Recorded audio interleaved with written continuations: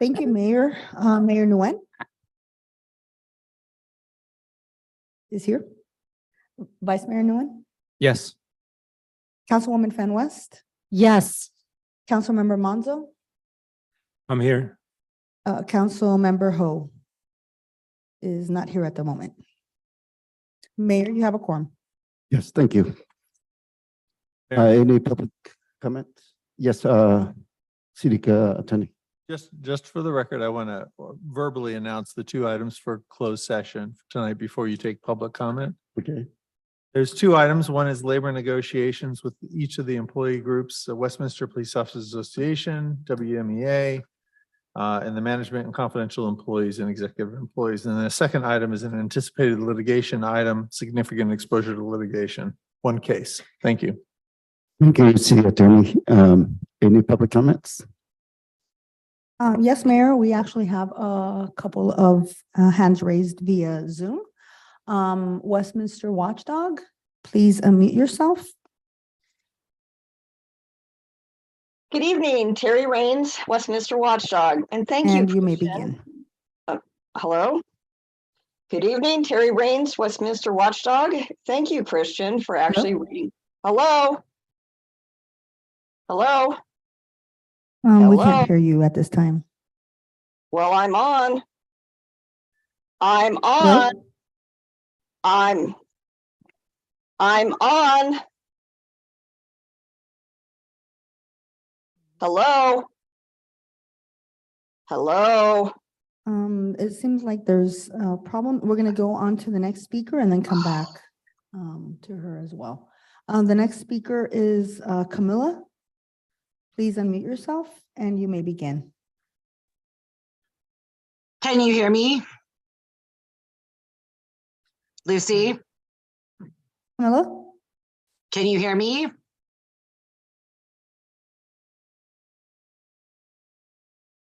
Stand by, we may be having, it might be on our end. Just a moment, please. Camilla, can you speak? Can you hear me? Yes, we can hear you. Okay, Yes, please begin. okay. I'm glad to see that Zoom is up and running as stated in the agenda.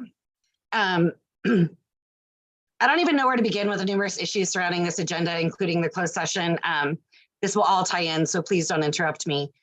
From ordinances being enacted prior to legal time frame, discrepancies of allotted time for speaking, public hearing, and mass confusion regarding Zoom accessibility, but here we are. Closed session item 1, while I'm aware that it is imperative for our city to participate in labor negotiations, I feel like we just did this. Adequate pay and compensation are important for us to retain quality staff. That said, with pay increases also comes increases to CalPERS. So far, this council has failed to bring forth any ideas that will generate revenue to keep us out of bankruptcy. Yet you continue to find ways to spend. If the city and council don't work quickly to become financially stable, we are going to die a death by 1,000 paper cuts. We are bleeding out and eventually the Band-Aids won't hold. I would suggest holding off any sort of pay negotiations until this council has done its part and brought forth viable solutions for financial stability. Item 2, anticipated litigation. While I'm not sure what this exactly pertains to, I am aware of recent issues and behavior by this council that have left us susceptible to lawsuits, from unauthorized use of a city seal to formal complaints being filed against Nam Kwan. However, whatever this item is, fix it, and fix it in the most financially responsible manner, and then do better. Do better moving forward to keep us out of these situations. The number of lawsuits our city has been involved in is quite embarrassing and wasteful.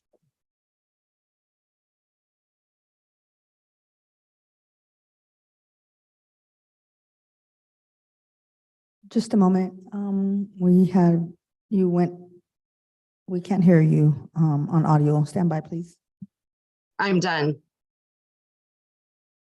Yeah, we can hear Oh, you. thank you.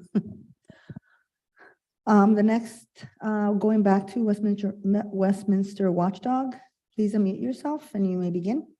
Let's try this again. Can you hear me? Yes, I can hear you. Please go ahead. Thankful. Good evening, Terry Rains, Westminster Watchdog. And thank you, Christian, for actually reading the agenda items for the first time ever into the record before you go into closed session, since you always state in the minutes that you have done so.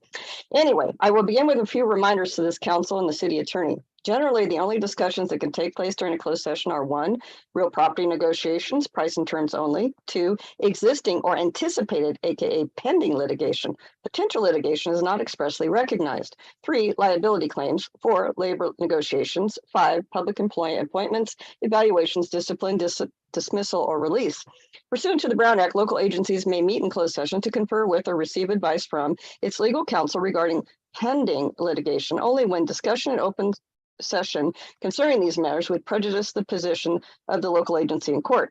Per Government Code 549-56.9 D2, litigation is considered pending only when a point has been reached where, in the opinion of the legislative body on the advice of its legal counsel, based on existing facts and circumstances as narrowly defined in just 5 categories, there is a significant exposure to litigation against the agency. At the last city council meeting, the city attorney tried to verbally and retroactively amend a closed session agenda item description from potential litigation to anticipated litigation. He provided no statement of existing facts and circumstances to justify this.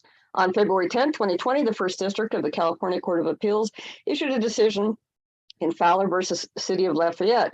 The court addressed the requirements of a local agency's closed session agenda item in order to sufficiently notify the public of threatened or anticipated litigation. The court inferred that a record of a litigation threat to be discussed in closed session must be included in the agenda packet and be made available upon request before a meeting. Mr. City Attorney, are you sure there is no other information that should be disclosed and or made available to the public regarding item 2 on tonight's closed session agenda? Fact, there are very specific requirements related to agenda descriptions for closed session items. Fact, the California Constitution requires agencies and the court to narrowly construe closed session exemptions to open meeting provisions. Fact, per the California Attorney General, the purpose of the litigation exception is to permit the body to receive legal advice and make litigation decisions only. It is not to be used as a subterfuge to reach non-litigation decisions. Fact, political sensitivity of an item is not a lawful reason for a closed session discussion. Fact, attorney-client privilege cannot by itself be the reason for a closed session.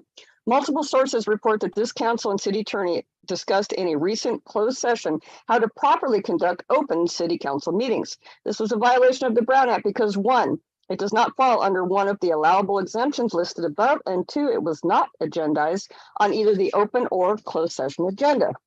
I am extremely troubled on a daily basis by the city's inability and or unwillingness to follow federal, state, and local law. This goes for our city council members, our city attorney, other. And we wonder why there are so many lawsuits filed against this city. Council, pay attention here and direct your city attorney to more closely review closed session agenda item description, practice, and disclosure requirements, and direct him to make substantial adjustments in accordance with cited case law and best practices to avoid future Brown Act violation allegations. Thank you, and I will see you shortly inside chambers because the weather is horrible. And per our interim city clerk, the chambers will be open during your closed session so we can seek shelter out of the elements, and I appreciate that. Thank you so much. Anyone else wishing to speak on Zoom, please raise your hand at this time. Mayor, seeing no other hands raised, that concludes. Thank you. This is now, I'd like to recess for closed session.